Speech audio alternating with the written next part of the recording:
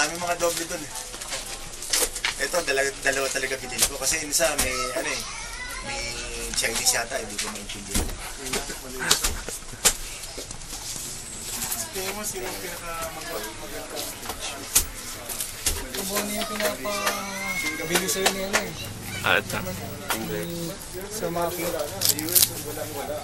Kenang. Malaysia talaga ito? Tubig ko na actually kasi ang wild breeder ko kay reverse. Nagdadami ko kasi ng tubig ko sa kanila nasa pang. Diretso, no?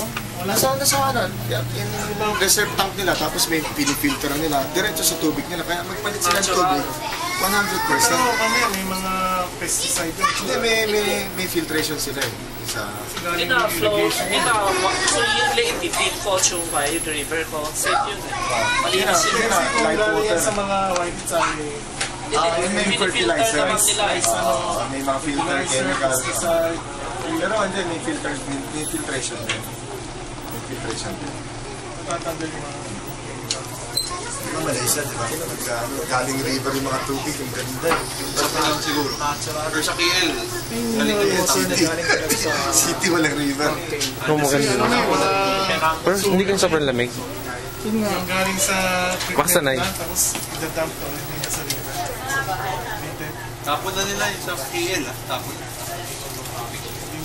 Sa akin, tapos din yung tubig ko. Dati sa Hong Kong, recycle. Ilan na? 6,000, 7,000. Umabot nga ng 9,000 twice a day. Ngayon, once a day na lang dahil sa sobrang mahal ng tubig. Dahil Tubig, 9,000? Oh. Dati twice a day ako magpalit, umaga at saka hapon. Ngayon, once a day kasi mahal ng tubig eh. Dahil tumaas this year. Sabi naman siya, ito ba yung isda mo? Akala ng nawasa water station. Hindi nila lang hindi pala pet shop, ano lang to. Tabi lang. Asa na straw? Kompleto, pati merienda. Kaso tayo niya. Oo nga, nakakaiyak eh. Wala ka masabi. Deep well. Hard water yun. Mas mahirap yung deep well. Pampalaki na isda pwede. Breeding. Papalaki na siya pero breeding mo na. Hindi siya mag-breed. Sa sarili ginamit kong deep Sir. well sa Gapi. Ang dami ko na-produce. Gapi, okay lang kasi kahit hard okay sila.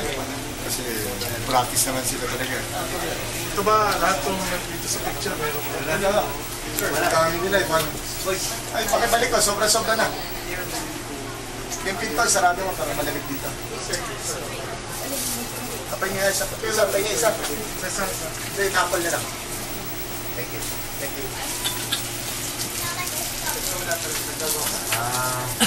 Yan ako sa gitna para akong